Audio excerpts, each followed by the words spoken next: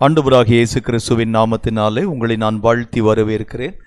கர்த்தருடைய பெரிதான கிருபையினாலும் அவருடைய பரிசுத்தமுள்ள இரக்கங்களினாலும் இந்த கடைசி கால ஓட்டத்தின் நிலைகளை பற்றி நாம் பார்த்து கொண்டு வருகின்றோம். இந்த கடைசி கால ஓட்டத்தினுடைய நிலை என்கிறது எப்படிப்பட்டதாய் காண்பிக்கப்பட வேண்டும்.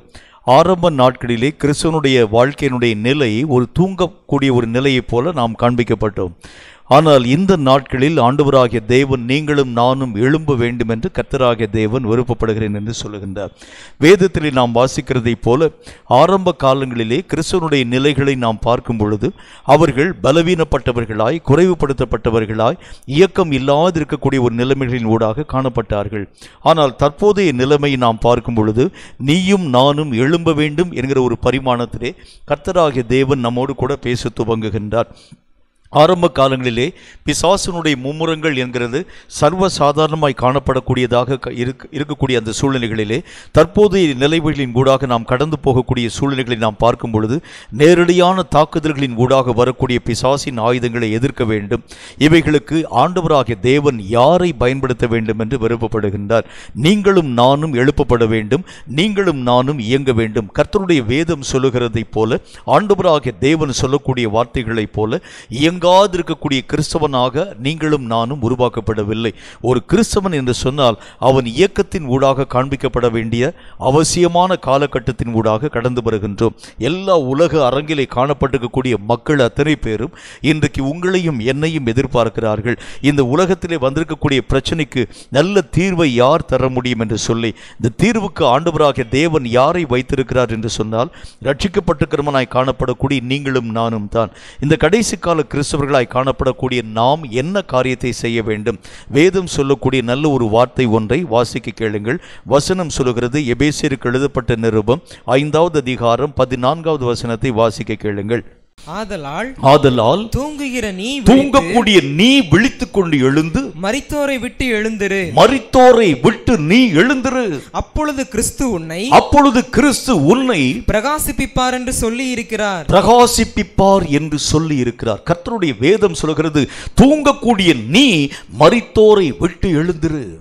தூங்கக்கூடியவன் தூக்கத்தை விட்டு எழுந்திருக்கலாம். ஆனால் இந்த வசனம் என்ன சொல்லுது? தூங்கக்கூடியவனாகி நீ மரித்தோருடைய ஸ்தானத்தை விட்டு எழுந்திரு. அப்படின்னு என்ன அர்த்தம்? இதுவரைக்கும் கிரியைகளே செய்யாமல் இருக்கக்கூடிய ஒரு மனுஷன், தூக்கத்தில் இருக்கக்கூடிய ஒரு மனுஷன் எங்கேயும் பரண்டு கூட படுப்பான்.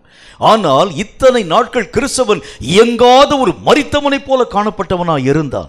இப்ப கர்த்தர் சொல்லுகின்றார், உன் மரண நித்திரையை விட்டு விழிப்போடு கூட எழு. உன் காலம் வந்தாயிற்று. நீ இயங்க வேண்டிய நேரம் வந்திருக்கிறது. நீயும் நானும் எழும்பி பட்டயத்தை உயர்த்தினால் தான் எழும்பக்கூடிய பொல்லாத சாத்தானின் சேனைகளை அபத்தமாக்கவும் அதமாக்கவும் முடியும் என்று கர்த்தருடைய வேதத்திலே ஆண்டவராகிய தேவன் நமக்கு சொல்லித் தருகின்றார். இப்பொழுது நம்முடைய வாழ்க்கை இயங்கும் கிறிஸ்தவத்துக்குரிய ஒரு வாழ்க்கையா இன்னும் போய் உலக ரீதியான கவலைகளின் ஊடாக, உலக ரீதியான வேதனைகளின் ஊடாக, உலக ரீதியான காரியங்களின் ஊடாக சிக்குண்டு தவிக்காமல் ஆண்டவராகிய தேவனுடைய பணிகளின் ஊடாக நீயும் நானும் உன்னை இணைத்துக் கொள்ள வேண்டும். இத்தனை நாள் வரைக்கும் உலகத்துக்காக வாழ்ந்தோம், உலகத்துக்காக ஓடணும், உலகத்தில் அது வேணும் இது வேணும், அதை சம்பாதிக்கிறது இல்லை இல்லை. இதற்காக கிறிஸ்தவனாகி உன்னையும் என்னையும் கர்த்தர் அபிஷேகம் பண்ண தெரிந்து கொள்ளவில்லை. உனக்கும் எனக்கும் ஒரு புதிய பணியை ஆண்டவராகிய தேவன் வைத்திருக்கிறார். சாத்தானை தடுக்க உலக மனிதனால் ஆகாது, சாத்தானை எதிர்க்க அரசாங்கத்தால் ஆகாது, சாத்தானுடைய கிரியைகளை அழிக்க உலகத்திலே காணப்படும் எத்தனை பலவான்களாலும் முடியாது. முழங்காலை முடக்கும் ஒன்னாலும் என்னாலும் தான் ஆகும் என்று கர்த்தர் சொல்லுகிறார். நம்ம தான் செய்யணும். அப்ப நம்முடைய கரங்களை நம்பி கொடுக்கக்கூடிய இந்த பொறுப்புக்கு நீயும் நானும் உத்தரவாதிகளாய் மாற்றப்பட வேண்டும். என்ன காரியத்தை செய்யணும்? எழும்ப வேண்டும் கிறிஸ்தவனே, எழும்பு. உன்னுடைய நிலைகளை விட்டு எழும்பு. உன்னுடைய எல்லா விதமான உலகத்தினுடைய காரியங்களை விட்டு, தூசிகள் எல்லாவற்றையும் உதறி போட்டு விட்டு எழும்பு. உலகத்தோடு கூட உலகமாய் ஒட்டி வாழ்ந்த காரியம், உலகத்தோடு கூட உலகமாய் ஒட்டி ஜீவித்த தன்மைகள் எல்லாம் உன்னுடைய வாழ்க்கையின் எல்லைகளை விட்டு முடிந்து போகட்டும். இது புதிய பரிமாணத்தில் எழும்பி இயங்க வேண்டும் என்று கர்த்தராகிய தேவன் நமக்கு சொல்லுகின்றார். எழும்பக்கூடிய ஒரு மனிதன் எந்த காரியமாக இயங்க வேண்டும் என்று வேதம் நமக்கு சொல்லுகிறது பாருங்கள். வெளிப்படுத்தின விசேஷத்தில் 3வது அதிகாரம் 2வது வாக்கியம் இந்த வார்த்தையை சொல்லுகிறது. வெளிப்படுத்தின விசேஷம் 3வது அதிகாரம் 2வது வசனம் இந்த வார்த்தையை சொல்லுகிறது. வாசிக்க கேளுங்கள். நீ விழித்துக்கொண்டு செய்ய வேண்டிய முதல் வேலை என்ன? சாகிறதற்கு ஏதுவாய் இருக்கிறவைகளை, சாகிறதற்கு ஏதுவாய் இருக்கக்கூடிய உன் வாழ்க்கையிலே காணப்படும் நிலைகளை ஸ்திரப்படுத்து. நீ ஸ்திரமடைய பண்ண வேண்டும். நீ அப்படியே இந்த காரியங்களை விட்டுவிடுகிறது உண்டானால் சாவுக்கு இனமாய் உன் கிறிஸ்தவத்தினுடைய நித்திய ஜீவனுக்குரிய காரியங்களை இவைகள் அழித்து போட ஆரம்பிச்சிடும். கர்த்தர் சொல்லுகின்றார், நீ விழித்து எழுந்து கொண்டு முதல் காரியம் என்ன செய்ய வேண்டும்? சாகிறதற்கு இனமாய் என்னென்ன காரியம் என் வாழ்க்கையிலே காணப்படுகிறது? ஒரு கிறிஸ்தவனை இயங்க விடாமல் செய்யக்கூடிய தடை சுவர்களை உருவாக்கக்கூடிய காரியம் எது?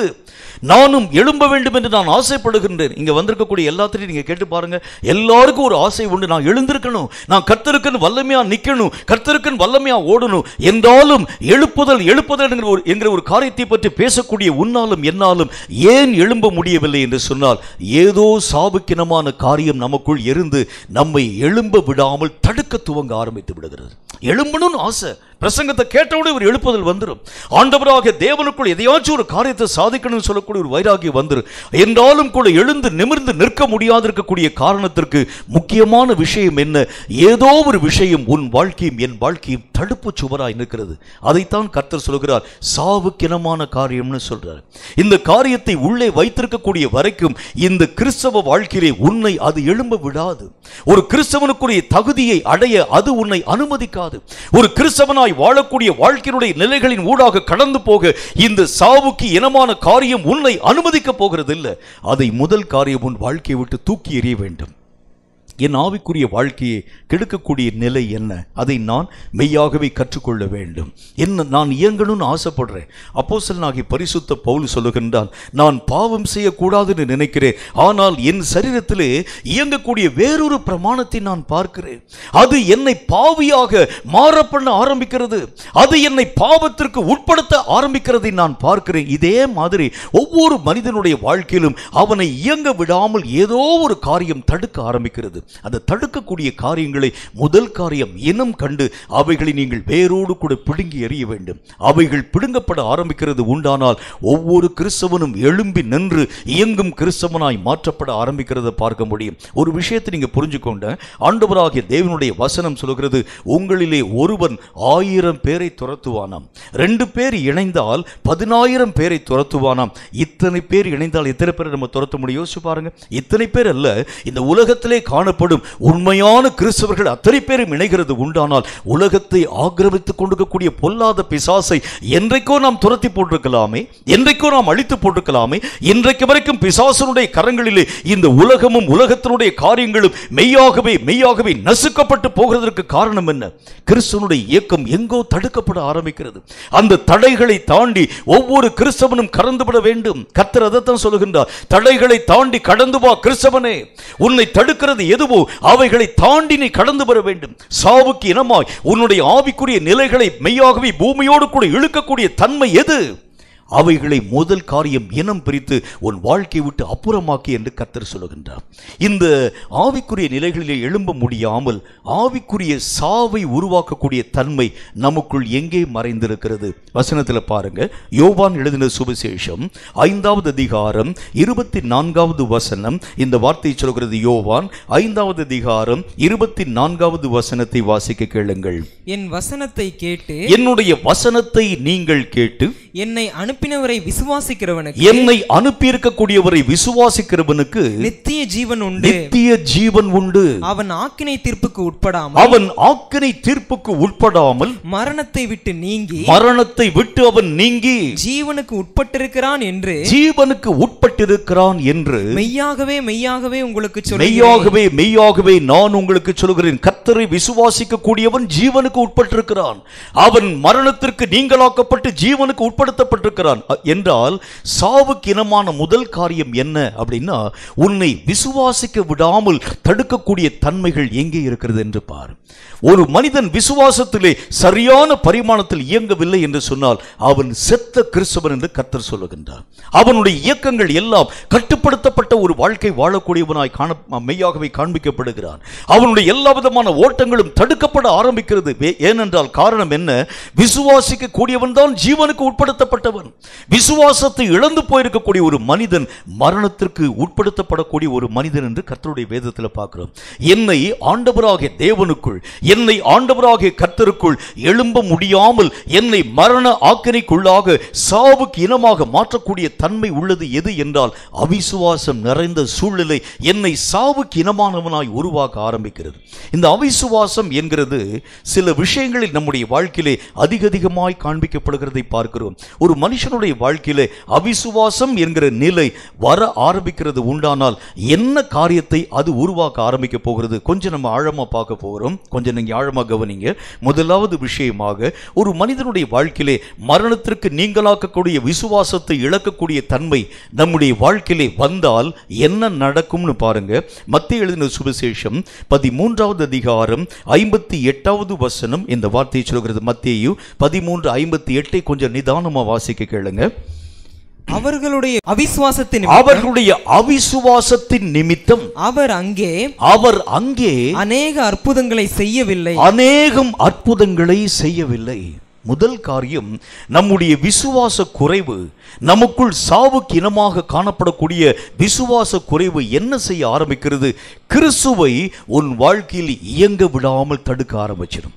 கிறிஸ்து இயங்குனா தான் உன் வாழ்க்கையிலே பெரிய காரியத்தை சாதிக்க முடியும். உங்களுக்கே தெரிஞ்ச ஒரு விஷயம்தான், ஆண்டவராக தேவனை இயங்க பண்ணும்படிக்காக நீ அவரோடு கூட சேர்ந்து இயங்க ஆரம்பிக்கிறது தான் உலகத்திலே பெரிய காரியங்களை சாதிக்கக்கூடிய வல்லமை பெற்றவனாய் உன்னை அது உருவாக்க ஆரம்பித்து விடும். தாவீது பக்தன் கர்த்தரோடு கூட சேர்ந்து இயங்க ஆரம்பித்ததுனால தான் மகா பெரிய மனிதனாய் காணப்பட்ட கோலியாத்தை அடித்து வீழ்த்தவும், அந்த பெலிஸ்திய சாம்ராஜ்யத்தை நிர்மூலமாக்கவும், இஸ்ரவேல் மக்களை ரட்சிக்கவும் தக்கதான பெரிய காரியங்களை சாதிக்க நேர்ந்தது. ஒருவேளை இந்த தாவீது கர்த்தரோடு கூட பின்னி பிணையாத ஒரு இணைப்பற்ற ஒரு வாழ்க்கை வாழ்ந்து அவன் தனித்தவனாய் கிறிஸ்துவை இயங்க விடாமல் செய்ய ஆரம்பித்திருக்கிறது உண்டானால் தாவீது கோலியாத்திற்கு முன்பதாக நிச்சயமாய் பட்டு விழுந்து போயிருக்க ஆரம்பித்திருப்பார். தாவீது ஆண்டவராகிய தேவனோடு கூட இணைந்து கர்த்தராகிய தேவனை கிரியை செய்ய அனுமதிக்க ஆரம்பித்த பொழுதுதான் என்ன நடக்கிறது பாருங்கள். தாவீது தன்னுடைய கரங்களில் இருக்கக்கூடிய அந்த கவனை கொண்டு அந்த கல்லை உள்ளே பயன்படுத்தி அந்த கோலியாத்தை நோக்கி கடந்து போகக்கூடிய நேரத்தில் வேகமாய் கடந்து போய் கொண்டிருக்கிறான் தாவீது. கோலியாத் என்கிற மகாபெரிய மாம்ச மலையை போல பிசாசானவன் நின்று கொண்டிருக்கக்கூடிய நேரத்தில் கோலியாத்தை குறி வைத்து தாக்க வேண்டும். எங்கே குறி வைத்து தாக்க வேண்டும் தெரியாது தாவீதுக்கு. அந்த தாவீதுக்கு யுத்தம் என்றால் என்ன என்று தெரியாது. யுத்தத்திலே பழக்கவிக்கப்படாத ஒரு வாழ்க்கை வாழக்கூடியவன் தன்னுடைய கையிலே வைத்திருக்கக்கூடிய கவனை வைத்து சுழற்றி எதை நோக்கி அடிக்க வேண்டும் தெரியாது. கர்த்தராகிய தேவன் அவனோடு கூட இயங்க ஆரம்பித்த பொழுதுதான் கர்த்தர் அவனுக்கு கற்பித்து தருகின்றார். மெய்யாகவே மூடப்படாது இருக்கக்கூடிய நெற்றியின் பொட்டை பார், நெற்றியினுடைய காரியத்தை பாரு. அந்த இடம் மூடப்படாது இருக்கக்கூடிய காரியத்தை பார்த்து அதை நோக்கி குறிவைத்து தாக்கு தாவீது. தாவீது தன்னுடைய கையில் இருக்கக்கூடிய கவனை சுழற்றி உள்ளே கற்களை வைத்து அவன் நெற்றியிலே பட எறிந்த மாத்திரத்திலே கர்த்தராகிய தேவனும் தாவீதும் சேர்ந்து இயங்க ஆரம்பித்தனால்தான் மகா பெரிய வெற்றியை தாவீது தன்னுடைய வாழ்க்கையிலே பெற்றுக்கொள்ள நேர்ந்தது. நீயும் கர்த்தரும் சேர்ந்து இயங்க ஆரம்பிச்சாதான் பெரிய வெற்றியை இந்த உலகத்தில் பெற்றுக்கொள்ள முடியும். தனித்து இயங்கக்கூடிய எந்த இயக்கமும் பெரிய காரியத்தை உருவாக்க முடியாது. நிறைய இந்த நாட்கள் இருக்கக்கூடிய கிறிஸ்தவர்கள் தானாக பிளான் போட ஆரம்பிக்கிறாங்க. தானா ஊழியத்தை அவங்க வடிவமைக்க ஆரம்பிக்கிறாங்க. இதை செஞ்சா நல்லா இருக்குமே, அதை செஞ்சா நல்லா இருக்குமே, அந்த மாதிரி போனா நல்லா இருக்குமே, அந்த மாதிரி பிரசங்கம் இல்லை. கர்த்தர் சொல்கின்றார், கர்த்தர் இயங்காமல் நீ மட்டும் இயங்கினால் அங்கே வெற்றி இல்லை, தோல்வியைத்தான் நீ பெற்றுக்கொள்ளுவாய். கர்த்தரும் நீயும் சேர்ந்து இயங்கும் பொழுதுதான் பெரிய காரியத்தை சாதிக்க கூடிய ஒரு மனிதனாக மாற்றப்பட முடியும். எத்தனை ஆவிக்குரிய ஜனங்களுடைய வாழ்க்கையிலே அவர்கள் கர்த்தரோடு கூட பின்னி பிணைந்து இணைந்து அவர்கள் காரியங்களை நடப்பிக்க ஆரம்பித்த பொழுது எத்தனை பெரிய காரியங்களை சாதிக்க துவங்கினார்கள். இன்றைக்கு நம்முடைய வாழ்க்கையில என்ன ஒரு பிரச்சனை பாருங்க, கொஞ்சம் நீங்களா யோசிச்சு பாருங்க. உங்களுக்கு பிரச்சனை வரும் பொழுது கர்த்தராகிய தேவனை எந்த நேரத்தில் நீங்கள் தேடுகிறீர்கள்? நீங்களா யோசிச்சு பாருங்க. இந்த பிரச்சனையை சால்வ் பண்ண முடியாது இருக்கக்கூடிய நேரம் வரும் பொழுது அப்பொழுதுதான் ஊழியக்காரனுக்கு தொலைபேசியிலே தொடர்பு கொள்வார்கள். ஐயா எங்களுக்காக ஜெபம் பண்ணுங்க. அதுக்கு முன்னால் வரைக்கும் தங்களால் ஆன மட்டும் முயன்று பார்ப்பாங்க. எப்படி? அதாவது இந்த படகுல ஆண்டவராக இயேசு கிறிஸ்துவை பின்னணியத்தில் படுத்து தூங்க வைத்து விட்டு அந்த படகை அவர்கள் இயக்கி கொண்டு வர ஆரம்பிக்கிறாங்க. திடீரென்று சொல்லி பெரிய புயல் காற்று வந்தது. மகாபெரிய அலையினுடைய மும்முரம் வந்த பொழுது அவர்கள் எல்லாரும் ஆரம்ப காலம் தொட்டே நல்ல மீன் பிடிக்கக்கூடிய மீனவர்கள் அவங்க. ஆகவே அந்த கடலை பற்றி உங்களுக்கு நல்லாவே தெரியும். கடல்ல ரொம்ப பழகி பழகி இருக்கிறாங்க. அதனால எப்படி அந்த படகை இயக்கினால் ஆபத்தில்லாமல் அந்த படகை கொண்டு போய் சேர்க்க முடியும்? அவர்கள் தங்களால் ஆன மட்டும் முயற்சி பண்ணி பார்த்து முடியாத நேரத்தில் இயேசுவை தட்டி எழுப்பி, ஐயரே மடிந்து போகிறதை பற்றி உமக்கு கவலை இல்லையான்னு கேட்குறாங்க. நம்முடைய வாழ்க்கையில் நம்ம என்ன செய்ய ஆரம்பிக்கிறோம்? எங்கெங்கெல்லாம் கடன் வாங்க முடியுமோ எல்லாம் வாங்கி முடிச்சுட்டு அடைக்க முடியாத நேரத்தில் ஊழியக்காரனை தேடி, ஐயா எனக்காக ஜெபம் பண்ணுங்கயா, 40 லட்சம் ரூபா வாங்கிட்டேன், எப்படியோ அங்கே போய் எல்லாம் வாங்கி முடிச்சுட்டேன், இதை அடைக்க எனக்கு முடியல. இப்போ தான் கர்த்தரை தேட ஆரம்பிக்கிறோம். கர்த்தர் சொல்லுகின்றார், நீ தனியாக இயங்கினா அப்படி தான் போய் மாட்டிக்கிறவ. நீ கர்த்தரோடு கூட சேர்ந்து இயங்கிப்பார். எந்த இடத்திலும் உன் வாழ்க்கையிலே தோல்வி என்கிறது வருகிறதே இல்லை. எல்லா விஷயத்திலும் வெற்றியை நீ உன்னுடைய வாழ்க்கையிலே பெற்றுக்கொள்ள முடியும். உன்னை தனித்து இயங்க செய்கிறது எது என்றால் விசுவாசமற்ற நிலை, கர்த்தர் மேல நம்பிக்கையற்ற நிலை. ஆண்டவராகிய தேவனை என்னால் நம்ப முடியல, ஏதாச்சும் ஒரு வியாதி வருகிறது உண்டானால் உடனே ஒரு பேராசிட்டமால் போடலாமா, அல்லது ஒரே ஒரு டோலோ போடலாமா, அல்லது அதை போடலாமா, இப்படி மாத்திரையை நம்புகிறதை காட்டிலும் தேவனை நம்பி பாருங்கள். கர்த்தர் சொல்லுகின்றார், ஆண்டவராகிய தேவனால் செய்யக்கூடாதவைகள் ஒன்றுமே இல்லை. எதையும் மாற பண்ண, எதையும் இயங்க பண்ண ஆண்டவராகிய தேவனுக்கு அதிகாரம் உண்டு. அதைத்தான் கர்த்தருடைய வேதம் சொல்கிறது. நீயாக தனித்து இயங்க ஆரம்பிக்கிறது உண்டானால் நெடுக போய் நீ மாட்டிக்கொள்ள நேரிடக்கூடிய சூழ்நிலைகளின் ஊடாக கடந்து போக ஆரம்பிச்சிருவார். நிறைய நேரங்களில் நாம் இயங்கி முடியாதிருக்கக்கூடிய நேரத்தில் கர்த்தராகிய தேவனை அழைக்கும் பொழுது கர்த்தர் சொல்லுவார், நீ தானப்பா ஓடுன, நீயே ஓடி முடிச்சுட்டு பேசாம விட்டுட்டு போயிடுவார். கர்த்தருடைய வேதம் சொல்கிறது, கர்த்தரை இயங்க அனுமதித்துப்பார். நீரும் நானும் இணைந்து இயங்கணும். ஆண்டவரே என் கூட எனக்கு நீர் வழிகாட்டியாய் கடந்து பாரும். ஆண்டவராகிய தேவன் எனக்கு எல்லா விதமான மார்க்கங்களை நீர் எனக்கு கற்பித்து தாரும். ராமநாதபுரத்தில் என்னுடைய அண்ணனுடைய ஊழியம் நடக்கக்கூடிய அந்த ஆரம்ப நாட்களில் அப்பொழுது ஒரு அருமையான ஒரு வயதான ஒரு தாயார், அவங்க சாட்சி சொல்லும்படிக்காக முன்பதாக கடந்து வந்தாங்க. சாட்சி சொல்லக்கூடிய நேரத்தில் ஆண்டவராகிய தேவன் இல்லாமல் எதையும் செய்யக்கூடாது என்று சகோதரன் நமக்கு பிரசங்கம் பண்ணியிருந்தார். அன்று முதல் என்னுடைய வாழ்க்கையினுடைய நிலைகளை நான் மாற்றிக்கொள்ள ஆரம்பித்தேன். எதுவாக இருந்தாலும் கர்த்தரை கேட்காம நான் செய்ய மாட்டேன். எப்படி கேட்பீங்க அப்படின்னு சொல்லி அவங்களே அதுக்குரிய எக்ஸ்பிளனேஷன் சொல்ல ஆரம்பிக்கிறாங்க. ஒரு சாம்பார் செய்கிறேன்னு வச்சுக்கோங்களேன், ஒரு ரசம் செய்கிறேன்னு வச்சுக்கோங்களேன், ஒரு ஏதாச்சும் ஒரு கூட்டு பொரியல் செய்கிறேன்னு வச்சுக்கோங்களேன். செய்யும் பொழுது கர்த்தரை பார்த்து கேட்பேன், ஆண்டவரே உப்பு இந்த அளவு போடலாமா அப்படின்னு நான் திரும்பி பார்த்து கேட்பேன். கர்த்தராகிய தேவனை அவங்க எப்படி ஆண்டவராகிய தேவனை பயன்படுத்துறாங்க பாருங்களேன். யோசிச்சு பாருங்க. ஒரு சின்ன ஒரு விஷயமா இருந்தாலும் கர்த்தராகிய தேவனை நீ தட்டி கூப்பிட்டு பாரு. ஆண்டவரே இந்த ஒரு காரியத்துக்கு எனக்கு நீங்க உதவி செய்யுங்க, இந்த பஸ்ஸுக்கு நான் போகணும், ஆண்டவரே எனக்கு நீங்க தான் உதவி செய்யணும், இந்த ஒரு காரியத்தில் போகணும், உதவி செய்யுங்க. நீங்க ஆண்டவராகிய தேவனை விடாமல் நீங்கள் நெருக்க ஆரம்பிக்கிறது உண்டானால் கர்த்தர் உங்களோடு கூட சேர்ந்து இயங்க ஆரம்பிச்சிருவார். நிறைய நேரங்களில் நம்ம என்ன செய்வோம், புத்திசாலித்தனத்தை போல நாமவே இயங்கி ஓட ஆரம்பிச்சிடுவோம். எல்லா காரியத்தையும் அதை செஞ்சு எல்லா விதமான காரியம். சில நேரத்தில் இந்த யோகா பயிற்சி பார்த்துருப்பீங்க இல்லையா? யோகா பயிற்சியில் இந்த மாதிரி ஆசனத்தை போடுங்க, இந்த மாதிரி ஆசனத்தை போடுங்க, எல்லாம் போட்டு கடைசியில் பார்த்தீங்கன்னா ஒரு 8 கால் பூச்சி மாதிரி சிக்கிடுவார். கையை காலை வெளியே எடுக்க முடியாமல் போயிடும். அப்புறம் ஆஸ்பத்திரிக்கு தூக்கி கொண்டு போகக்கூடிய நேரம் அந்த சூழ்நிலை வர ஆரம்பிச்சிடும். வேதம் சொல்கிறது, இயங்குகிறதற்கு முன்பதாக பயிற்சியாளரை எப்படி நீ சார்ந்து கொள்கிறாயோ அதே போல உன் இயக்கம் வருகிறதற்கு முன்பதாக உன் பயிற்சியாளராக இருக்கக்கூடிய கர்த்தரை நீ சார்ந்து கொள்ள வேண்டும். கர்த்தராகிய தேவன் இல்லாமல் நீ தனித்து இயங்க பிரயாசப்படாதே. எதுவாக இருந்தாலும் நீங்க எனக்கு சொல்லித்தாங்க, எதுவாக இருந்தாலும் நீங்க எனக்கு டீச் பண்ணுங்க, எதுவாக இருந்தாலும் நீங்க எனக்கு பேசுங்க.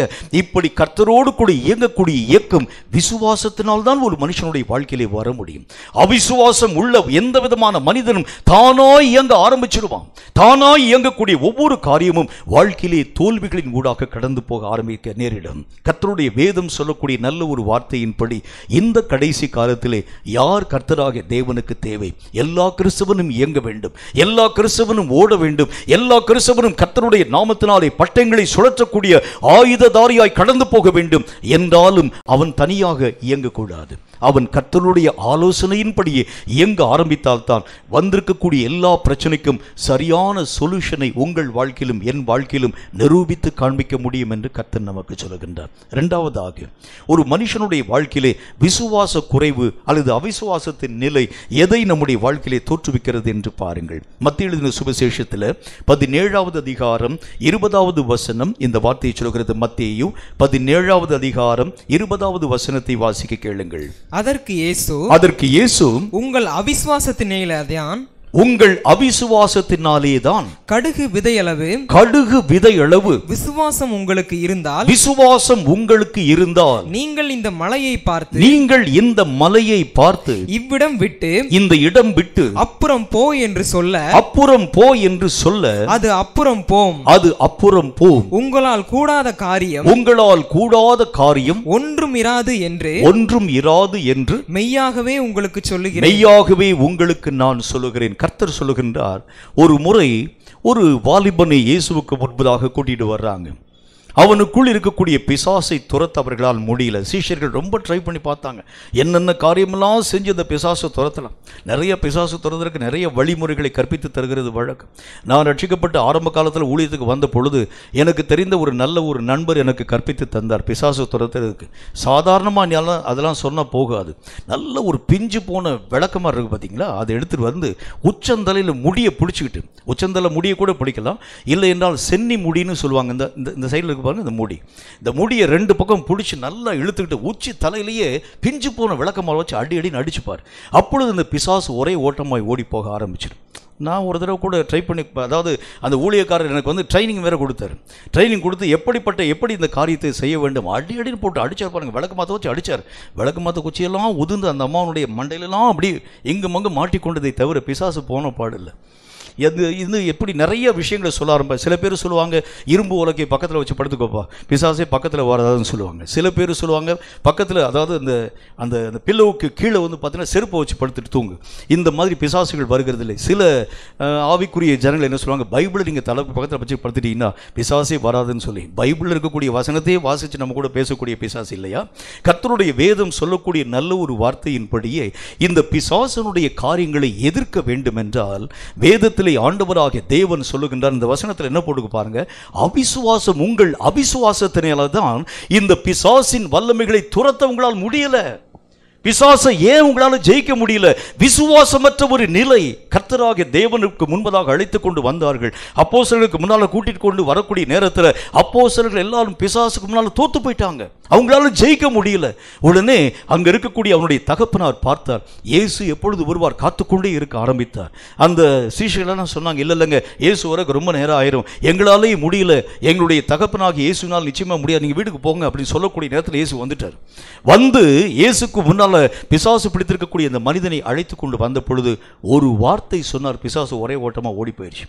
அவர்கள் எல்லாரும் போன பிறகு சீஷர்கள் அவரை பார்த்து கேட்டாங்க, எங்களால் ஏன் கூடாமல் போயிற்று? இயேசு சொன்னார், அவைகள் எல்லாம் உங்கள் அவிசுவாசத்தினாலே தான்.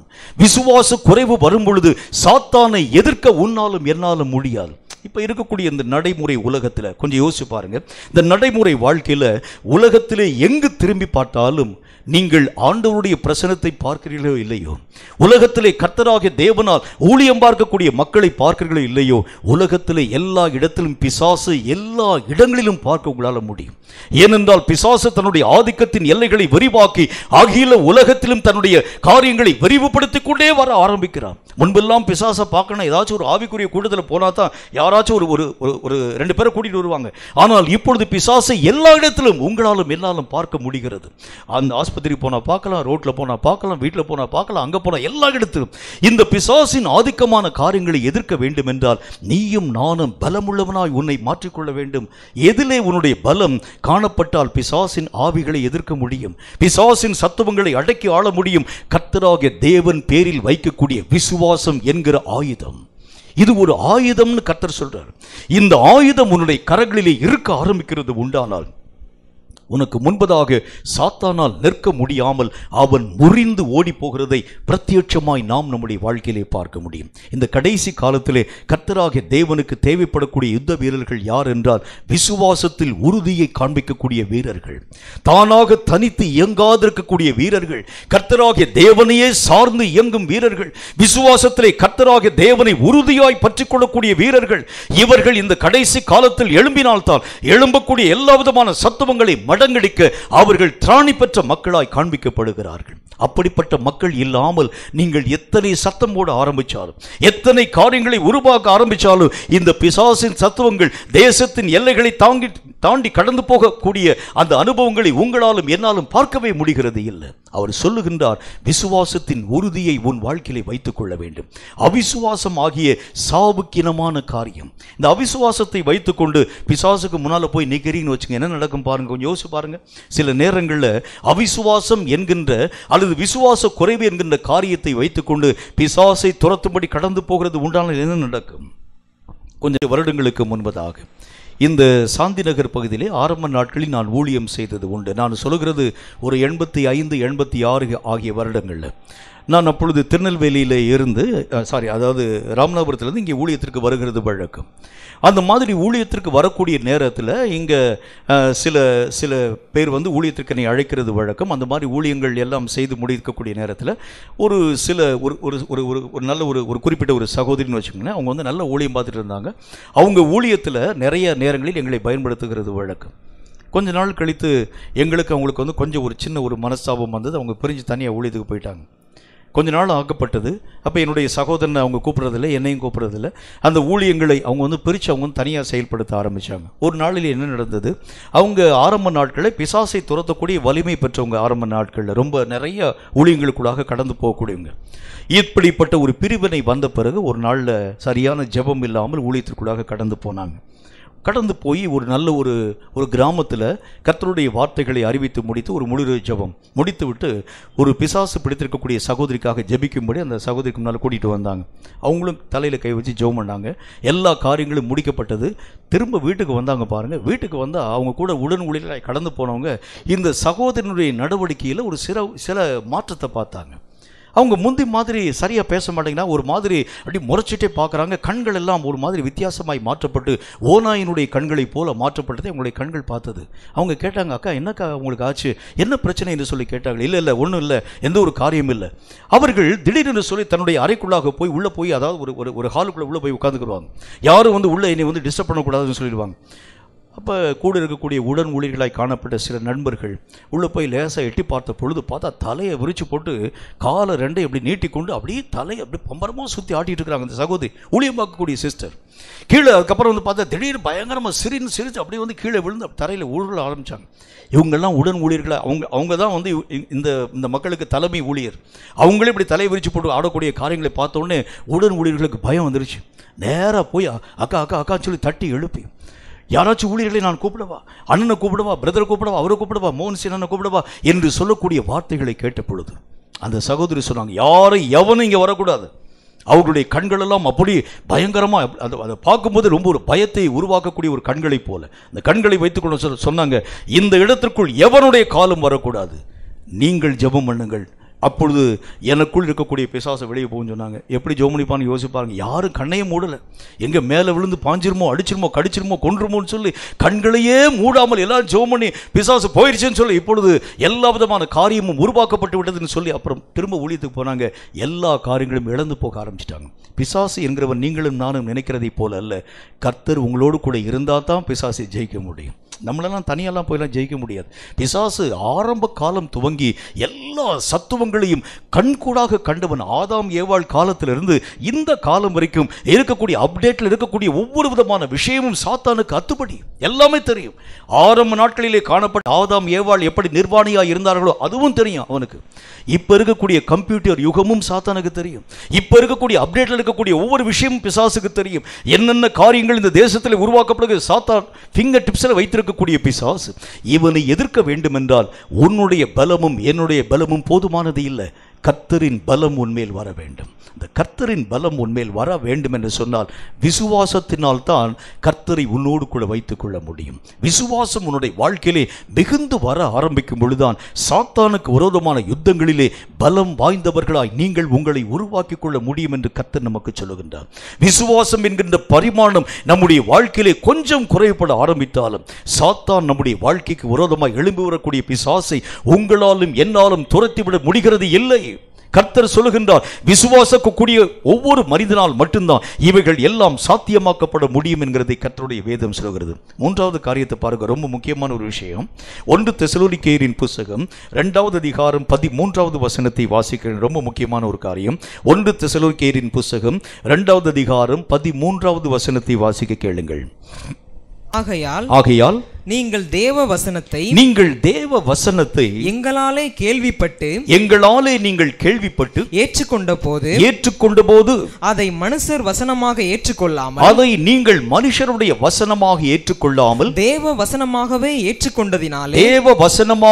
நீங்கள் ஏற்றுக்கொண்டதினாலே நாங்கள் இடைவிடாமல் தேவனுக்கு நாங்கள் ஸ்தோத்திரம் செலுத்துகிறோம். அது மெய்யாகவே தேவ வசனம் தான். விசுவாசிக்கிற உங்களுக்குள்ளே, விசுவாசிக்கக்கூடிய உங்களுக்குள்ளே அது பலனும் செய்கிறது. அது பலன் செய்ய ஆரம்பிக்கிறது. ஒரு மனுஷனுடைய வாழ்க்கையில கர்த்தருடைய வசனம் பலமடைய வேண்டும் என்று சொன்னால், அது பலுகவும் பெருகவும் செயல்பட வேண்டும் என்று சொன்னால், கர்த்தருடைய வசனம் நீங்க நினைக்கிறது மாதிரி அது விழுந்த இடத்தில் அப்படி நிற்கக்கூடியது அல்ல. அது தன்னுடைய கிளைகளை விரித்து எல்லைகளை விரிவாக்கக்கூடியது. முதல்ல புரிஞ்சுக்கங்க, நீங்கள் கேட்கக்கூடிய வசனம் அப்படியே நின்று போகக்கூடிய ஒரு காரியமாக நம்முடைய வாழ்க்கையில கொடுக்கப்படலை.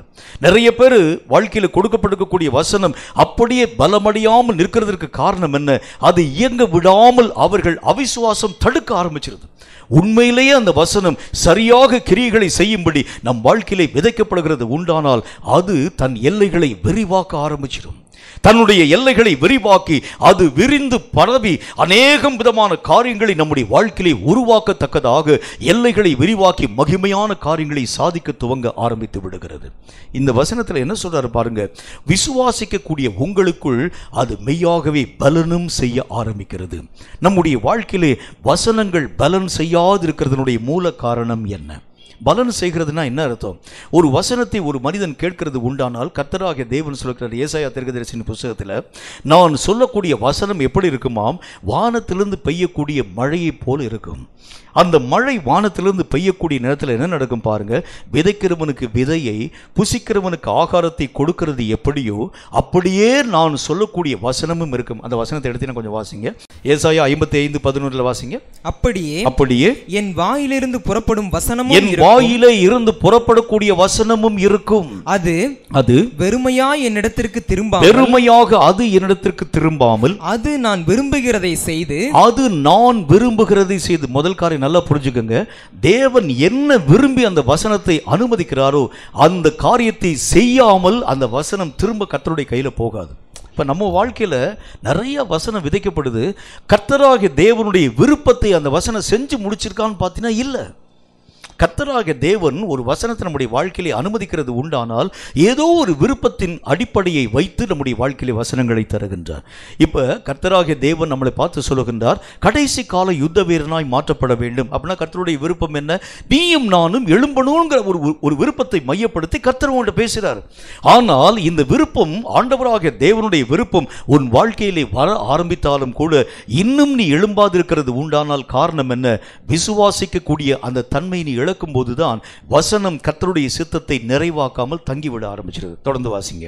நான் அதை அனுப்பின காரியமாகும்படி, நான் அதை அனுப்பி இருக்கக்கூடிய காரியமாகும்படி வாய்க்கும்.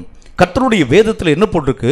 அவர் என்ன சொல்லுகிறாரோ, என்ன காரியத்தை நினைவு கூர்ந்து அந்த வசனத்தை அனுப்புகிறாரோ அந்த காரியம் ஆகும்படி வாய்த்தால் ஒழிய அந்த வசனம் வெறுமனே இருக்க போகிறது இல்லை. அப்படின்னா என்ன அர்த்தம்? ஒரு வசனத்தை, ஒரு காரியத்தை கர்த்தர் உங்கள்கிட்ட பேசுகிறாருன்னா ஒரு எதிர்பார்ப்பை மையப்படுத்தித்தான் கர்த்தர் நம்மகிட்ட பேசுகிறார். எதிர்பார்க்காம கர்த்தர் வந்த உடனே ஏதோ ஒரு வார்த்தையை பேசுகிறோம், ஏதோ ஒரு காரியத்தை சொல்லுகின்றோம். இங்கே வந்திருக்கக்கூடிய மக்களுக்கு வார்த்தையை சொல்லணும்ப்பா, என்ன வார்த்தையை பேச வேண்டும், ஏதோ ஒரு காரியத்தை சொல்ல வேண்டும். கர்த்தர் அப்படி சொல்லிட்டு போறதில்ல. இப்போ உதாரணமாக, இப்போ நீங்க எல்லாம் வர்றீங்க, இங்க வரக்கூடிய நீங்க எதுக்காக வர்றீங்க அப்படின்னா ஒரு நல்ல ஒரு பிரசங்கத்தை கேட்க வேண்டும் என்று நீங்கள் வருகிறீர்கள். நல்ல ஒரு காரியத்தை நீங்கள் அறிந்து கொள்ள வேண்டும் என்று வருகிறீர்கள். அப்படித்தான் வரீங்க இல்லையா? நம்ம அப்படித்தான் வருகின்றோம். அப்படி வரக்கூடிய உங்களுக்கு நான் ஒரு பிரசங்கத்தை சொல்லுகிறேன். என்ன பிரசங்கத்தை சொல்லுகிறேன்? அப்பொழுது யோபு பிரதியுத்தரமாக, இதை நாம் இன்றைக்கு தியானிக்க போறோம். என்ன தங்க தியானிக்க போறீங்க? அப்பொழுது யோபு பிரதியுத்தரமா என்ன சொல்ல போறாரு தெரியல. இரண்டாவது இன்னொரு வார்த்தை நான் சொல்லுகிறேன். அப்பொழுது இன்னான் இன்னானை பெற்றான். இதை பற்றி நாம் இன்றைக்கு தியானிப்போம். என்ன இருக்குது இதுல? அவனை பெத்தான்னு பெக்காட்டு போனான்னு. கர்த்தருடைய வேதம் சொல்கிறது நல்ல வார்த்தைகளை அறிந்து அதற்கேற்ற வளர்ச்சியின் ஊடாக கடந்து போக வேண்டும். இதைத்தான் கர்த்தர் நம்முடைய வாழ்க்கையில் எதிர்பார்க்கின்றார். நீயும் நானும் பெற்றுக்கொள்ளக்கூடிய வசனம் சாரமற்றதாய் போயிடக்கூடாது. நீயும் நானும் பெற்றுக்கொள்ளக்கூடிய வசனம் பலவீனப்பட்டதாய் போயிடக்கூடாது. நீயும் நானும் அறியக்கூடிய வசனம் அவைகள் எல்லாம் கிரியைகளை நடப்பிக்காம போயிடக்கூடாது. கர்த்தருக்கு விருப்பம் அதுதான். கர்த்தருடைய சித்தம் என்ன? ஒரு மனிதன் தான் கற்றுக்கொள்ளக்கூடிய வசனங்களிலே அவன் வளர வேண்டும், பலுக வேண்டும், பெருக வேண்டும். அதற்கு என்ன மூலமான காரியம் என்ன தேவைப்படுகிறது? வசனம் சொல்கிறது, விசுவாசிக்கக்கூடிய மனிதனுடைய வாழ்க்கையில் தான் வசனம் கிரியைகளை நடப்பிக்க ஆரம்பிக்கிறது. அவனை அது ஆண்டவருடைய விருப்பத்திற்கு ஏற்ற வண்ணமாய் வனைய உருவாக்க ஆரம்பித்து விடுகிறது. கர்த்தர் எதற்காக இந்த வசனத்தை அனுப்புகின்றார்? என்ன காரியங்களை மையப்படுத்தி உன்னோடும் என்னோடும் கூட கர்த்தர் பேசுகின்றார்? நீ எதை செய்ய வேண்டும் என்று கர்த்தர் விருப்பப்படுகின்றார்? அந்த விருப்பத்தை நிறைவாக்கக்கூடிய வல்லமையை எங்கிருந்து நாம் பெறுகின்றோம்? ஒரே ஒரு விஷயத்தை நான் ஈஸியாக உங்களுக்கு நான் சொல்லி முடிக்கிறேன் பாருங்க. ஒரு முறை நீங்கள் ஆலய ஆராதனைக்கு கடந்து வந்துவிட்டு திரும்பி போகும் பொழுது எதையும் பெறாதவர்களாய் போகக்கூடாது. இங்கே வந்து கர்த்தரை சந்திச்சிட்டிங்கன்னா கர்த்தர் உங்களுக்கு தரக்கூடிய நன்மை ஆசீர்வாதம் மட்டுமல்ல, ஏதோ ஒரு எதிர்பார்ப்பை கர்த்தர் உங்களுடைய வாழ்க்கையில் தந்துட்டு போயிருப்பார். இந்த எதிர்பார்ப்பை பெற்றுக்கொண்டவர்களாய் நீங்கள் போய் அதற்கேற்ற பலன்களை தரக்கூடிய மக்களாய் உங்களை மாற்ற வேண்டும். அதுதான் கர்த்தருடைய விருப்பம். ஒரு சபைக்கு ஏதோ வந்ததுக்காக ஏதோ ஒரு வார்த்தையை கேட்டேன் அப்படி நான் போயிட்டேன், அப்படி இருக்கக்கூடாது. ஒவ்வொரு மனிதனும் கர்த்தரை சந்திக்கக்கூடிய ஒரு மனிதன் ஏதாகிலும் ஒரு காரியத்தை பெறாதவனாய் திரும்பி போனவனை யாருமே பார்க்க முடியாது. அதே போல கர்த்தரை சந்திக்க வந்திருக்கிறீங்க. வார்த்தையாகிய கர்த்தராகிய தேவனுடைய பரிசுத்தமுள்ள வார்த்தைகளை உங்கள் வாழ்க்கையிலே தந்திருக்கிறார். இந்த வார்த்தையின் மூலம் ஏதோ ஒரு காரியத்தை செய்ய வேண்டும் என்கிற திட்டத்தை உங்கள் வாழ்க்கையில் தருகின்றார். இந்த திட்டத்தை பெற்றவர்களாய் நீங்கள் கடந்து போக வேண்டியது அவசியம். ஒவ்வொரு முறையும் நாங்கள் கடந்து போனோம். எதற்கு வந்தோம், எதற்கு போனோம், என்ன பேசினாங்க, ஒண்ணுமே தெரியல என்று சொன்னால் இவைகள் எல்லாவற்றிற்கும் மூல காரணம் என்ன? விசுவாசமற்ற நிலை. வசனங்களை அது உன்னுடைய வாழ்க்கையிலே பயன் இல்லாததாய் மாற பண்ண ஆரம்பித்து விடுகிறது. ஒவ்வொரு வசனம் ஒரு மனுஷனுடைய வாழ்க்கையில லேசா டச் பண்ணா கூட அந்த மனுஷனுடைய வாழ்க்கையின் நிலைகளை அந்த வசனம் மாற பண்ண ஆரம்பித்து விடும். ஒரு நல்ல ஒரு சம்பவத்தை உங்களுக்கு சொல்றேன் பாருங்க. ஒரு நல்ல ஒரு வேட்டைக்காரன் ஒருவன் இருந்தான். காட்டுக்கு பக்கத்தில் அவனுடைய வீடு. அந்த வேட்டைக்காரனுடைய முக்கியமான வேலை என்ன? அவனுடைய வீட்டில் ஒரு 2 வேட்டை நாய் வளர்த்திருந்தான். இந்த வேட்டை நாய்களை பயன்படுத்தி காடுகளுக்குள்ளாக உள்ள கடந்து போய் இருக்கக்கூடிய சின்ன சின்ன பிராணிகளாக காணப்படக்கூடிய முயல்களை, மான்களை இந்த வேட்டை நாயை ஏவி விட்டு பிடித்து கொண்டு வந்து சாப்பிடுகிறது அவனுடைய வழக்கம். இந்த வேட்டை நாய்கள் ரொம்ப மூர்க்கமானவைகள். அது ரொம்ப ஒல்லியா லீனா பார்த்தீங்கன்னா அது அந்த வேட்டைக்காரன் ஏவி விடக்கூடிய நேரத்தில் பாய்ந்து கடித்து பிடித்து அந்த காரியங்களை இழுத்து கொண்டு வராமல் ஒரு நாளும் அந்த நாய்கள் நின்றதில்லை. அந்த அளவுக்கு ரொம்ப வல்லமையாய் வளர்க்கப்பட்ட நாய்கள். ஒரு நாளில் இந்த மனிதன் ஆண்டவராகிய இயேசு கிறிஸ்துவை தன் வாழ்க்கையிலே சொந்த இரட்சகராக ஏற்றுக்கொண்டான். ஒரே ஒரு வேத வசனத்தினுடைய பேப்பரை அவன் படித்ததினாலே இயேசுவை தன் வாழ்க்கையிலே சொந்த இரட்சகராக ஏற்றுக்கொண்டான். சரின்னு சொல்லிட்டு அன்றைக்கு அந்த வேட்டை நாய்க்கு உரிய ஆகாரத்தை வாங்கணும். இவனும் அவனுடைய நண்பனும் கடந்து போகிறாங்க. நண்பன் வீட்டுக்கு வந்திருக்கிறான். நம்ம 2 பேரும் போய் பக்கத்தில் போய் கடையில் போய் இந்த நாய்களுக்குரிய ஆகாரத்தை வாங்கிட்டு வருவோம். இன்றைக்கி சாயங்கால வேளையில் நம்ம வேட்டைக்கு போக வேண்டும் அப்படின்னு சொல்கிறாரு. சரின்னு சொல்லி இந்த நண்பனும் அவனும் வேட்டை நாய்களுக்குரிய ஆகாரத்தை வாங்கிட்டு வரும்படிக்காக பக்கத்தில் கூடிய கடைக்கு போகிறாங்க. அங்கே என்ன நடக்குது பாருங்கள். வேட்டைக்கு உரிய அந்த நாய்க்குரிய ஆகாரத்தை அவங்க ஒரு பேப்பரில் கட்டி கொடுக்குறாரு. இந்த பேப்பர் என்ன பேப்பர் என்று சொன்னால் பைபிள் பேப்பர், வேதாகம் பேப்பர். எவனோ ஒருத்தன் என்ன செஞ்சுருக்கான், இந்த மாதிரி இலவசமாக கொடுக்கக்கூடிய பைபிளை கொண்டு போய் அந்த கடையில் போட்டு பொறிகளை வாங்கி திட்டு போயிருக்கான்னு வச்சுக்கோங்க. அந்த பேப்பரில் அவன் என்ன செஞ்சுருக்கான் பாருங்கள், இந்த மாதிரி இந்த ஆகாரத்தை சுற்றி கையில் கொடுத்துட்டார். இது வாங்கிட்டு ரொம்ப ரொம்ப காஸ்ட்லி. அந்த ஆகாரம் தான் கடைசி ஆகாரம்னு வச்சுக்கோங்களேன். அதுக்கப்புறம்னா நீ நாளைக்கு தான் ஆகாரம் வருங்க, நாளைக்கு தான் அதுக்குரிய எல்லா விதமான பொருளை வாங்க முடியும், இன்றைக்கி இருக்கிறத நான் உங்களுடைய கையில் கொடுத்துறேன்னு சொல்லிட்டு கையில் கொடுத்துட்டார். வாங்கி பேசிக்கொண்டு நண்பனோடு கூட பேசிக்கொண்டு வரக்கூடிய அந்த நண்பன், வாங்கிட்டு வரக்கூடிய நண்பன் திடீரென்று சொல்லி கையில் இருக்கக்கூடிய அந்த பொட்டலத்தை பார்த்தார். அது வேதாகமத்திலே பொதிந்திருக்கக்கூடிய ஆகாரமாய் காணப்பட்டதுனால அதை வாங்கின அந்த நண்பன் என்ன செஞ்சா பாருங்க, கொண்டு சாக்கடையில் தூக்கி போட்டார். பக்கத்தில் கூடிய ஃப்ரெண்டு கேட்டால், ஐயோ வேட்டை நாய்க்கு ஆகாரம் வேறு ஆகாரம் இனிமேல் நாளைக்கு தானே வரும்னு சொன்னாங்க, இவ்வளோ தூரம் கஷ்டப்பட்டு போய் காசு போட்டு வாங்கிட்டு வந்தையே, இந்த ஆகாரத்தை ஏன் நீ சாக்கடையில் தூக்கி போட்ட அப்படின்னு கேட்டார். இல்லை இந்த ஆகாரத்தை சாப்பிட்டா வேட்டை நாய்கள் தன்னுடைய சுபாவத்தை இழந்து விடும் என்று சொன்னான். என்ன பைத்தியம் மாதிரி பேசுகிற, வேட்டை நாய்கள் ஏன்பா சுபாவத்தை இழக்க போகிறது? ஒரு நாள் இந்த வேதாகமத்தில் இருக்கக்கூடிய பேப்பரை படித்து தான் நான் என்னுடைய மூர்க்க குணத்தை மாற்றினேன். இந்த வேதாகமத்தினால் சுற்றப்பட்டிருக்கக்கூடிய இந்த ஆகாரத்தை இந்த நாய் சாப்பிடுச்சுன்னா அதனுடைய மூர்க்க சுபாவம்லாம் போயிருச்சுன்னா வேட்டையாட இனி அது லாயக்கற்றதாய் போயிடும். அதனால இன்றைக்கு அதுக்குரிய ஆகாரம் கொடுக்காம நான் பேசாமல் பட்டினி போட்டுறேன், நாளைக்கு வேற பேப்பரில் பொதிந்திருக்கக்கூடிய ஆகாரத்தை கொண்டு கொடுத்துட்டா அது தன்னுடைய மூர்க்க நிலையை மாற்றாதுன்னு சொன்னோம். யோசிச்சு பாருங்க, பைபிள் பேப்பரில் சுற்றிருக்கக்கூடிய அந்த ஆகாரம் நாயினுடைய மூர்க்க குணத்தை மாற்றும்னு அந்த வேட்டைக்காரர் அறிஞ்சிருக்கிறது உண்டானால் இந்த வேதாகமத்தை சுமந்து தெரியக்கூடிய உங்கள் சுபாவமும் என்னுடைய சுபாவமும் எவ்வளவு தூரம் மாற்றப்படுக்குன்னு யோசிச்சு பாருங்க. மாற்றப்படவில்லை என்றால் என்ன காரணம்? அவிசுவாசம் என்கிற ஒரு நிலை. இந்த அவிசுவாசம் நம்முடைய வாழ்க்கையில் இருக்கக்கூடிய வரைக்கும் வசனம் நம்முடைய வாழ்க்கையிலே கிரியைகளை நடப்பிக்க முடிகிறது இல்லை. வசனம் உங்களுடைய வாழ்க்கையிலே கிரியைகளை நடப்பிக்க ஆரம்பிக்கிறது உண்டானால் நீங்கள் இத்தனை நாட்கள் இந்த வசனங்களை கேட்கக்கூடிய மக்களாக இப்படி உட்கார்ந்திருக்கவே மாட்டீங்க. இத்தனை காலங்களுக்குள் கற்றுக்கொண்டிருக்கக்கூடிய வசனங்களிலே எழும்பி பிரகாசிக்க ஆரம்பிச்சிருப்பீங்க. கர்த்தருக்குள் கனி கொடுக்க ஆரம்பிச்சிருப்பீங்க. கர்த்தருக்குள் பெரிய காரியங்களை சாதிக்க ஆரம்பிச்சிருப்பீங்க. சாத்தானுக்கு முன்பதாக உங்களுடைய பட்டயங்களை உருவ ஆரம்பிச்சிருப்பீங்க. இத்தனை நாட்கள் இன்னும் நீங்கள் ஓய்வு ஒளிச்சல் இருக்கக்கூடிய ஒரு மனிதனை போல உலகத்திலே காணப்பட்டிருக்கக்கூடிய எல்லா விதமான தன்மைகளை இன்றைக்கு வரைக்கும் ஆசையாய் ஆவலாய் அனுபவிக்கக்கூடிய ஒரு மனிதனை போல நீயும் நானும் உன்னுடைய வாழ்க்கையை இப்படி வைத்திருக்க மாட்டோம். என்றைக்கோ நம்முடைய வாழ்க்கையிலே மாற்றம் வந்திருக்கும். என்றைக்கோ நாம் காரியங்களை சாதிக்கும் மனிதனாய் மாற்றப்பட்டிருப்போம். காரணம், இவைகள் எல்லாம் இயங்காதிருக்கிறதுடைய மூல காரணம் அவிசுவாசம் என்கின்ற சாவுக்கினமான தன்மை. இது உன்னுடைய ஆவிக்குரிய விதைகள் என்று அழைக்கப்படக்கூடிய வேத வசனத்தின் சாரங்கள் எல்லாவற்றையும் உறிஞ்சி குடிக்க ஆரம்பித்து விடுகிறது. ஆவிக்குரிய காரியங்களிலே எழும்ப விடாத தன்மைகளை இது உன் வாழ்க்கையிலே உருவாக்க ஆரம்பிக்கிறது. கர்த்தர் சொல்லுகின்றார், இவைகளை வெட்டி போடு. இது உன் வாழ்க்கையில் இருக்கக்கூடிய வரைக்கும் ஆவிக்குரிய நிலையில் உன்னாலும் என்னாலும் எழும்ப முடியாது. ஆண்டவராகிய தேவனுக்குள் பெரிய காரியங்களை சாதிக்க முடியாது. ஒரு தாவீதை பற்றி பேசுகின்றாய், ஒரு ஆண்டவராகிய தேவனுடைய மனிதனாய் காணப்படக்கூடிய ஏசாயாவை பற்றி, எலியாவை பற்றி, எசேக்கியேலை பற்றி பேசுகிறாயே, நீயும் அந்த மாதிரி எழும்ப வேண்டும் என்றால் ஒரே ஒரு வழிதான் உண்டு. உன் விசுவாசத்தை கெடுக்கக்கூடிய எல்லா அவிசுவாசமாக காணப்படக்கூடிய இப்படிப்பட்ட சாவுக்கினமான நிலைகளை தாண்டி கடந்து வா என்று கர்த்தர் சொல்லுகின்றார். இது இருக்கக்கூடிய வரைக்கும் நீயாகத்தான் இருப்பாய். இந்த காரியம் உன்னுடைய வாழ்க்கையிலே உன்னுடைய ஜீவியத்தை விட்டு அகன்று போகும் பொழுது கர்த்தருக்குள் புதிய பரிமாணம் நிறைந்த ஒரு மனிதனாய் உருமாற்றம் அடைய துவங்க ஆரம்பித்து விடுவாய். ஒரு தாவீது நினைச்சிருக்க மாட்டா சமஸ்த இஸ்ரவேலையும் ஆளுகை செய்யக்கூடிய ராஜாவாய் நான் மாற்றப்படுவேன் என்று. ஒரு ஏசாயா நினைத்திருக்க மாட்டார், ஒரு எரேமியா நினைத்திருக்க மாட்டார், ஒரு அங்கே காணப்பட்டிருக்கக்கூடிய ஒரு தானியேல் யோசிச்சிருக்க மாட்டார். நாங்கள் எல்லாரும் மெய்யாகவே பாபிலோன் தேசத்திலே சிறைப்பிடிக்கப்பட்டிருக்கக்கூடிய கைதிகள், நாங்கள் ராஜா பரியந்தம் உயர்த்தப்படுகிறது எப்படி யோசிக்க மாட்டான். ஆனால் கர்த்தராகிய தேவனுடைய வசனம் வாழ்க்கையிலே வந்த பொழுது, தேவனுடைய வார்த்தைகள் அவனுடைய வாழ்க்கையிலே விதைக்கப்பட்ட பொழுது அது அவனை உருமாற்றம் அடைய செய்து நேபுகாத் நேச்சாரே இந்த தானியேலை கண்டு பயப்படக்கூடிய அளவிற்கு, ராஜாவாகிய தரியுவே இந்த தானியேலை பார்த்து பயப்படக்கூடிய அளவிற்கு அவனை உயரப்படைந்தது எது என்றால் தேவனாகிய கர்த்தரால் கொடுக்கப்படக்கூடிய வசனம் வாழ்க்கையிலே கிரியைகளை நடப்பிக்க துவங்கிற்று. உன் வாழ்க்கையிலும் என் வாழ்க்கையிலும் நீ கேட்டிருக்கக்கூடிய வசனம் கிரியைகளை நடப்பிக்க ஆரம்பிக்கிறது உண்டானால் உன் நிலைகளை தாண்டி எங்கோ நீ பறந்து போக ஆரம்பித்திருப்பாய்.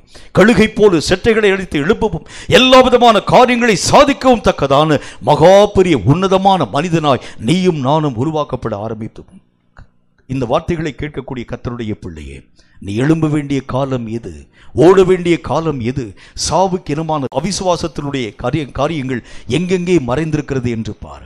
என்னை எழும்ப விடாமல் இந்த அவிசுவாசத்தின் நுகம் எதிலே இந்த அவிசுவாசம் என்னை தட்டி வீழ்த்த ஆரம்பிக்கிறது? எதிலே என்னால் எழும்ப முடியாமல் இந்த அவிசுவாசம் என் வாழ்க்கையை பலட்சியப்படுத்துகிறது? என்னால் இயங்க முடியாத தன்மை இந்த அவிசுவாசம் எங்கே உருவாக்குகிறது? இவைகளை ஆராய்ந்து பார்த்து இவைகளை வேரோடு கூட பிடுங்கி எறிய ஆரம்பித்தால் மட்டும்தான் வருகின்ற மகா பெரிய யுத்தத்தின் காலத்திலே உன்னாலும் என்னாலும் இயங்க முடியும் என்று கர்த்தர் சொல்லுகின்றார். நீயும் நானும் இயங்கும்படி உருவாக்கப்பட்டவன். கர்த்தராகிய தேவனுடைய பிள்ளைகளாய் காணப்படக்கூடிய ஜனங்கள் இந்த உலகத்திலே காணப்பட்டிருக்கக்கூடிய எல்லா விதமான சத்துவங்களோடு கூட ஒட்டி பிணைந்து வாழக்கூடிய ஒரு மக்கள் அல்ல. அடிக்கடி சொல்லக்கூடிய ஒரு சம்பவம் ஒன்று. ஒரு வேட்டைக்காரன் ஒருவன் தன்னுடைய சிறு பிள்ளைக்காக வேட்டையாடும்படிக்காக காட்டுக்குள்ளே கடந்து போனான். வேட்டை ஆடக்கூடிய அந்த சூழ்நிலைகள் எல்லாம் கடந்து வரக்கூடிய நேரத்தில் வேட்டையாடையெல்லாம் முடிச்சிட்டான். தன்னுடைய பிள்ளைக்கு ஏதாச்சும் கொண்டு வர வேண்டும் என்று சொல்லி இங்கும் அங்கும் அலைந்து பார்த்து கொண்டிருக்கக்கூடிய நேரத்தில் ஒரு விஷயத்தை அவனுடைய கண்கள் பார்த்தது. ஒரு இடத்துல பார்த்தீங்கன்னா ஒரே ஒரு இந்த கழுகு குஞ்சு ஒன்று தரையிலே இருக்கிறது, அதாவது மேலிருந்து ட்ரஸ்டிலிருந்து கீழே விழுந்திருக்கக்கூடிய குஞ்சை அவனுடைய கண்கள் பார்த்தது. உடனே அதை எடுத்துக்கொண்டு போய் வீட்டில் இருக்கக்கூடிய அந்த பிள்ளைகளுக்கு விளையாட கொடுக்கலாம் என்று சொல்லி எடுத்துகிட்டு போயிட்டான். வீட்டில் கொண்டு கொடுத்த பொழுது பார்த்தால் அந்த கழுகு குஞ்சு அங்கே இருக்கக்கூடிய அநேக விதமான கோழி குஞ்சுகளோடு கூட மேய வைக்கப்பட ஆரம்பித்தது. எல்லா விதமான கோழி குஞ்சுகளும் அந்த கழுகு குஞ்சுகளை பார்த்து ரொம்ப கிண்டல் பண்ண ஆரம்பிச்சிச்சு. கழுகை பார்த்தீங்கன்னா உங்களுக்கு தெரியும், இந்த கழுத்துல எல்லாம் பார்த்தீங்கன்னா முடியெல்லாம் இருக்காது. கோழி குஞ்சை பார்த்தீங்கன்னா அப்படியே பொசு பொசுன்னு அப்படியே நம்ம அப்படியே முட்டை மாதிரி இருக்கிறத பார்க்க முடியும். இந்த கோழி குஞ்சுகள் கழுகை பார்த்து ரொம்ப பரியாசம் பண்ணி கிண்டல் பண்ணி, என்ன இப்படி மொட்டை மண்டையாக உட்காந்துருக்கீங்க, நீ எல்லாம் வந்து எங்கள் கூட வந்து சேர்ந்து மேய்ஞ்சா எங்களுடைய டிக்னிட்டிலாம் என்ன ஆகிறது, எங்களுடைய தரமெல்லாம் என்ன ஆகிறது என்று சொல்லி இந்த கழுகை ரொம்ப பரியாசம் பண்ண துவங்கிற்று. இந்த கோழி குஞ்சுகளுக்கு பக்கத்தில் கூட இந்த கழுகுனால் போக முடியல. கழுகு குஞ்சுனால என்ன இதுக்கு பக்கத்தில் கூட போய் மேய முடியலையே, என்னை ஏன் கடவுள் இப்படி உருவாக்கினார், இப்படிப்பட்ட காரியங்கள் நடக்கிறதுக்கு காரணம் என்ன? கொஞ்ச நாள் ஆயிடுச்சு பாருங்கள், வர வர பார்த்தீங்கன்னா இந்த கோழி குஞ்சுகள் செட்டாக சேர்ந்து இந்த கழுகை மட்டும் வந்து அது வந்து அப்படியே வந்து செப்பரேட் பண்ணி தனித்து விட துவங்கிற்று. இதற்கு நண்பர்கள் ஒருவருமே கிடையாது. ரொம்ப கஷ்டத்தின் ஊடாக கடந்து போகக்கூடிய நேரத்தில் ஒரு நாள் இவைகள் எல்லாம் வெளியே மேய்ந்து கொண்டிருக்கக்கூடிய நேரத்தில் மலை உச்சியிலே காணப்படக்கூடிய தாய் கழுகு தன்னுடைய குஞ்சை பிரிந்த அந்த தாய் கழுகு வானத்திலிருந்து கீழே இறங்கி பறந்து வரக்கூடிய நேரத்தில் இந்த கோழி குஞ்சுகளோடு கூட இந்த கழுகு குஞ்சும் தன்னுடைய குஞ்சும் மேய்ந்து கொண்டிருக்கிறதை அதனுடைய கண்கள் பார்த்தது. நேராக பறந்து வரக்கூடிய தாய் கழுகு பக்கத்தில் வந்து சொல்லிச்சு, மகனே, நீ என்னுடைய சந்ததியாய் உருவாக்கப்பட்டவர். இந்த கோழிகளைப் போல தரைகளை கிண்டக்கூடிய ஒரு மனுஷன் அல்ல நீ. இந்த தரையை தாண்டி வானளாவ பறக்கும்படி உயர்த்தப்படும்படிக்காக உன்னை மெய்யாகவே கடவுள் உருவாக்கி வச்சிருக்கிறாரு. நீ செய்ய வேண்டிய காரியம் என்ன? நீ இந்த இடத்தை விட்டு முதல் காரியம் கடந்து வர வேண்டும். அந்த கழுகுக்கு நம்ப முடியல. ஆனால் பார்த்தா இதனுடைய உருவத்தை போலவே அதனுடைய உருவம் இருக்கிறதை கண்ட மாத்திரத்தில் சரி, அது சொல்கிறது ஒருவேளை உண்மையாக இருக்கும் போல இருக்கிறது, நான் என்ன செய்ய வேண்டும் என்று கேட்ட பொழுது உன்னுடைய 2 ரெக்கைகளை முதல் காரியம் வேகமாய் அடிக்க வேண்டும் என்கிற ஒரு வார்த்தையை பற்றி பேசிட்டு இந்த கழுகனுடைய வார்த்தைகளை கேட்டு தன்னுடைய 2 ரெக்கைகளையும் அந்த கழுகு குஞ்சு வேகமாய் அடிக்க துவங்கிற்று. லேசாக கொஞ்சம் தூரம் அப்படி பறக்கக்கூடிய ஒரு சூழ்நிலை. இன்னும் வேகமாய் அடி, இன்னும் வேகமாய் அடி, அந்த காற்றை அடித்து மேலே எழும்பி வர வேண்டும் என்கிற ஒரு வார்த்தையை அந்த கழுகு பேச பேச பேச அந்த கழுகு குஞ்சு தன்னுடைய அந்த செட்டைகளை அடித்து அடித்து மேலே எழும்புகிற பொழுது வானளாவ பறக்கக்கூடிய மகாபெரிய கழுகாக உருவாக்கப்பட ஆரம்பித்தது. இப்பொழுது மேலே பறக்கக்கூடிய கழுகு தன்னுடைய ஆரம்ப ஸ்தானமாய் காணப்படக்கூடிய கோழிகள் மேயக்கூடிய இடத்தை பார்த்தது. கண்ணுக்கு கூட தெரியல, எங்கேயோ போயிடுச்சு. வானளவு பறக்கக்கூடிய கழுகாய் மாற்றப்பட்டு போனது. அப்படிதான் கர்த்தர் சொல்லுகின்றார், உலகத்தை கிண்ட உன்னை கர்த்தர் அனுமதிக்கல.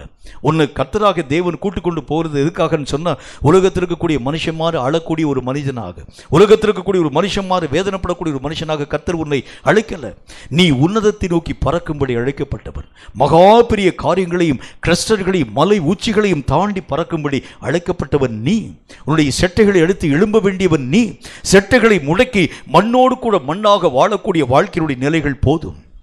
இதை தாண்டி வர வேண்டும் என்று சொன்னால் விசுவாசத்தை உறுதிப்படுத்தி என்று கர்த்தர் சொல்லுகின்றார். இந்த விசுவாசம்தான் உன்னை ஆண்டவராக தேவனுக்குள் வளர பண்ண துவங்க ஆரம்பித்து விடுகிறது.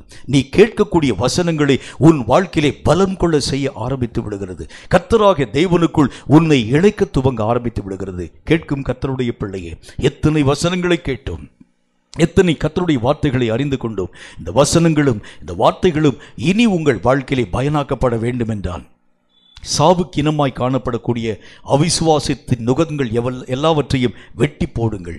விசுவாசத்தை ஆண்டவராக தேவனுக்குள் பெருகிக் கொள்ள ஆரம்பித்துக் கொள்ளுங்கள். கர்த்தராக தேவனுடைய யுத்த பணியிலே தேவன் உங்களை நிச்சயமாய் பயன்படுத்துகிறதை கண்கூடாய் உங்களால் பார்க்க முடியும். தலைகளை தாழ்த்தி கண்களை மூடி கர்த்தரை நோக்கி நாம் ஜெபம் செய்வோம். கர்த்தர் பேசின இந்த வார்த்தைகளின் அடிப்படையிலே கர்த்தராகிய தேவன் சொன்னார், விசுவாசத்தின் உறுதி நம் வாழ்க்கையிலே மகா பெரிய காரியங்களை சாதிக்கக்கூடிய வல்லமை பெற்றது. மகா பெரிய காரியங்களை உருவாக்கக்கூடிய சத்துவங்களை நம் வாழ்க்கையிலே தரக்கூடிய சத்துவம் வாய்ந்தது. கர்த்தர் பேசக்கூடிய இந்த வார்த்தையினுடைய அடிப்படையிலே என்னுடைய வாழ்க்கையிலே காணப்படும் விசுவாசத்தின் நிலைகளை பெருக பண்ணும் ஆண்டவரே. அவிசுவாசம் விசுவாசமாகிய சாவுக்கினமான வித்து என் வாழ்க்கையின் நிலைகளை தாண்டி கடந்து போக வேண்டும். கர்த்தருக்குள் நான் பெரிய காரியங்களை சாதிக்கும் மனிதனாய் எழும்பத்தக்கதான ஒரு புதிய வல்லமை என்மேல் உருவாக்கப்பட இன்றைக்கு நான் என்னை ஒப்புக் கொடுக்கிறேன். எல்லாரும் வாய்களை திறந்து உங்களுக்காக நீங்க ஜெபம் பண்ணுவீங்களா? கர்த்தர் பேசின இந்த வார்த்தையினுடைய அடிப்படையிலே, கர்த்தர் உரைத்த இந்த காரியத்தினுடைய அடிப்படையிலே, கர்த்தராகிய தேவனுடைய பரிசுத்தமுள்ள சித்தத்தின்படியே உங்கள் நிலைகளை ஆண்டவருக்கு முன்பதாக ஒப்புக்கொடுங்கள். நான் எதற்காக அழைக்கப்பட்டேன்? நான் எதற்காக தெரிந்து கொள்ளப்பட்டேன்?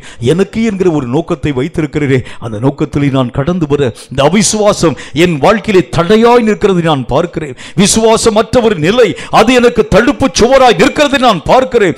அவிசுவாசத்தை தாண்டி, தடைகளை தாண்டி நான் கடந்து வர இதோ என் கால்களை மான்களின் கால்களை போல, என் செட்டைகளை கழுகு கோத்த செட்டைகளை போல உருவாக்க வேண்டும் என்று உம்மை நோக்கி நான் ஜெபிக்கிறேன். கர்த்தர் நோக்கி நம்ம ஜெபிப்போமா? சர்வ வல்லமையுள்ள ஆண்டவராகிய கர்த்தாவே, இந்த வார்த்தைகளை கேட்டு உம்முடைய பிள்ளைகளுடைய வாழ்க்கையிலே ஒரு புதிய மாற்றத்தை கர்த்தர் நீர் உருவாக்கி தர வேண்டும் என்று நான் ஜெபிக்கிறேன். உலகத்தோடு கூட ஒத்த வாழ்க்கை வாழ நாங்கள் அழைக்கப்பட்டவர்கள் அல்ல. உலகத்திற்கு ஒத்த வேஷம் தரிக்கும்படிக்காக நாங்கள் உருவாக்கப்பட்டவர்கள் அல்ல. கர்த்தருக்குள் பெரிய காரியங்களை சாதிக்கும்படி அழைக்கப்பட்டவர்களாகிய நாங்கள் உலகத்தோடு கூட உலகமாய் வாழக்கூடிய நிலைகளுக்கு உரிய காரணங்களின் ஊடாக அடங்கி போகக்கூடிய தன்மைகளை தாண்டி கடந்து வர ஒரு புதிய நிலையை எங்கள் வாழ்க்கையிலே ஏற்படுத்த வேண்டும் என்று நான் ஜெபிக்கிறேன். இந்த வார்த்தைகளை கேட்டபடி பிள்ளைகள் யாராயிருந்தாலும் ஒரு எழுப்புதலின் அலை அவர்கள் வாழ்க்கையை பற்றி பிடிப்பதாக, அவர்கள் செட்டைகளை நிலமுள்ளதாய் உருவாக்குவதாக, அவர்கள் செட்டைகளை அடித்து எழும்பத்தக்கதான புதிய பலமும் புதிய வைராகியமும் புதிய கர்த்தாவை வல்லமையும் பெற்றுக் கொண்டவர்களாய் வானத்தை கிழித்து பறக்கத்தக்கதான பெரிய காரியங்களை சாதிக்கும் மக்களாய் நிற்க இரக்கங்களை தர வேண்டும் என்று நான் ஜெபிக்கிறேன். உலகத்திற்காக அழுத அழுகையினுடைய காலம் போதும், உலகத்திற்காக பட்ட வேதனையின் காலம் போதும், உலகத்திற்காக வாழ்ந்த வாழ்க்கையினுடைய நிலைகள் போதும்.